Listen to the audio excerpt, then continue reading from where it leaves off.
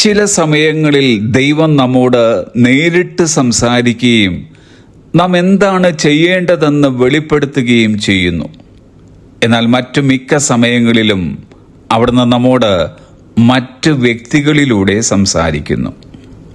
ജ്ഞാനികളും പരിചയസമ്പന്നരുമായ ദൈവത്താൽ നിയോഗിക്കപ്പെട്ട വ്യക്തികളെ അവിടുന്ന് നമ്മുടെ അടുക്കിലേക്ക് അയക്കും. അങ്ങനെയുള്ള ഘട്ടങ്ങളിൽ നാം അവരുടെ ഉപദേശം ശ്രദ്ധിക്കുവാൻ താഴ്മയുള്ളവരായിരിക്കണം. നാം നല്ലവരായിരിക്കാം, മിക്കവരെക്കാളും മികച്ചവരുമായിരിക്കാം. എന്നാൽ മറ്റുള്ളവരുടെ സഹായമില്ലാതെ, ഉപദേശമില്ലാതെ നമുക്കൊരിക്കലും കഴിയുന്നത്ര നല്ലവരാകുവാൻ പറ്റുകയില്ല. വിശ്വസ്തരായ ഉപദേശകർക്കും ദൈവം ആഗ്രഹിക്കുന്നത് മാത്രം പറയുന്നതുമായ വ്യക്തികൾക്കും നാം ചെവി കൊടുക്കുന്നവരായിരിക്കണം. ദൈവം അഭിമുഖമായി അറിഞ്ഞ മോശയെപ്പോലെ ഒരു പ്രവാചകൻ ഇസ്രായേലിൽ ഉണ്ടായിട്ടില്ല എന്ന് ചരിത്രം പറയുമ്പോൾ തന്നെ മോശയുടെ ജീവിതത്തിലും മറ്റുള്ളവരുടെ ഉപദേശം ഉപകരിക്കപ്പെട്ടിട്ടുണ്ട്.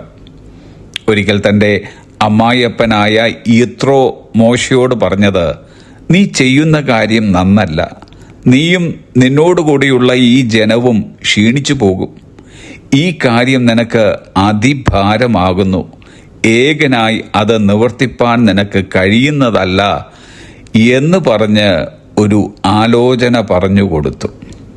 തിരുവചനം പറയുന്നത് പുറപ്പാട് പുസ്തകം 18-ാം അധ്യായം 24-ാം വാക്യം, മോശ തൻ്റെ അമ്മായിയപ്പൻ്റെ വാക്ക് കേട്ടു, അവൻ പറഞ്ഞതുപോലെയൊക്കെയും ചെയ്തു. മോശ മികച്ചവനായ ഒരു നേതാവായിരുന്നു. ദൈവമുമ്പാകെ വിശ്വസ്തനായിരുന്നു. ദൈവശബ്ദം നിരന്തരമായി കേട്ടുകൊണ്ടിരുന്നവനുമായിരുന്നു.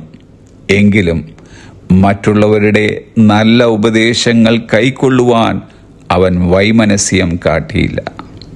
സദൃശവാക്യങ്ങൾ 12-ാം അധ്യായം 15-ാം വാക്യം, a wise man listens to advice, ജ്ഞാനി ഉപദേശം ശ്രദ്ധിക്കുന്നു.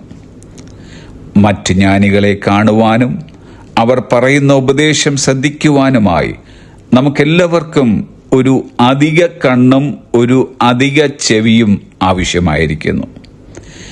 നമ്മെ നയിക്കാൻ സഹായിക്കുന്നതിനായി ദൈവം നമ്മുടെ ജീവിതത്തിലേക്ക് അയക്കുന്നവരെ കാണുവാൻ നമ്മുടെ കണ്ണുകൾ തുറക്കട്ടെ.